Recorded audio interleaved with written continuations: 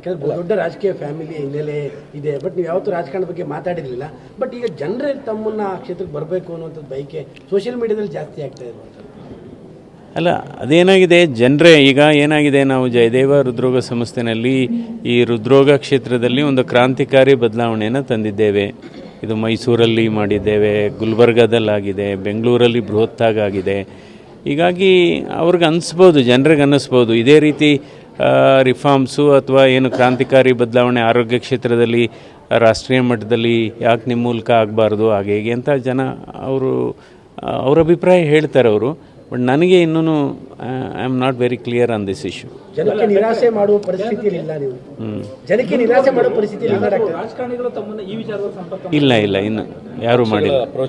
ಇಲ್ಲ ಇಂಟ್ರೆಸ್ಟ್ ಇದೆ ಡಾಕ್ಟರ್ ನಿಮಗೆ ಯಾವುದೇ ಅಲ್ಲ, ಆ ಇಂಟ್ರೆಸ್ಟ್ ಇದೆಯಾ ಇಲ್ವಾ ಅನ್ನೋದೇ ನನಗೆ ಇನ್ನೂ ತೋರ್ತಾ ಇಲ್ಲ ಸರಿಯಾಗಿ. ಯಾಕೆಂದರೆ ಇದು ಅದೇ ಬೇರೆ ಕ್ಷೇತ್ರ. ನಮ್ಮ ಅಂದರೆ ಇದು ಕೂಡ ಸಮಾಜ ಸೇವೆನೇ. ನಾವು ಆರೋಗ್ಯ ಕ್ಷೇತ್ರದಲ್ಲಿ ಮಾಡಿರೋದು ಸಮಾಜ ಸೇವೆನೇ. ಸೊ ಹಾಗಾಗಿ ಇನ್ನೂ ಇದ್ರ ಬಗ್ಗೆ ಯಾವುದೇ ನಿಖರವಾದಂಥ ನಾನು ನಿರ್ಧಾರ ತೆಗೆದುಕೊಂಡಿಲ್ಲ. So this is my final. ಈ ವಿಚಾರ ಚರ್ಚೆಗೆ ಬಂದಾಗ ನಿಮ್ಮ ಮನಸ್ಸಿಗೆ ಏನು ಅನಿಸ್ತು ಈ ರಾಜಕಾರಣ?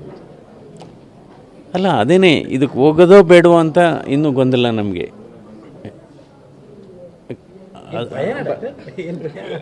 ಅಲ್ಲ, ರಾಜಕಾರಣ ಬೇಡ, ಯಾಕೆ ಇದು ಬೇಡ ಅಂತ ಅಲ್ಲ, ಭಯ ಅಂತ ಅಲ್ಲ. ಸೊ ಅಂದರೆ ಇದೇ ಬೇರೆ ಕ್ಷೇತ್ರ ಅದೇ ಬೇರೆ ಕ್ಷೇತ್ರ ಏನು ಅಂದರೆ ನಾವು ಒಂಥರ ಒಂದು ಎಕ್ಸಿಕ್ಯೂಟಿವ್ ಜಾಬ್ ಇರಬೇಕು ನಮಗೆ. ಅಂದರೆ ನಾವು ರಾಜಕೀಯ ಮಾಡೋಕ್ಕಂತೂ ಇಷ್ಟ ಇಲ್ಲ. ರಾಜಕೀಯ ಮಾಡೋಕ್ಕೆ 100% ಇಷ್ಟ ಇಲ್ಲ. ಸೊ ನನ್ನ ಅರ್ಥ ಈ ಲೋಕಸಭೆ ಮತ್ತು ರಾಜಕೀಯ ಎರಡೂ ಸಪ್ರೇಟ್.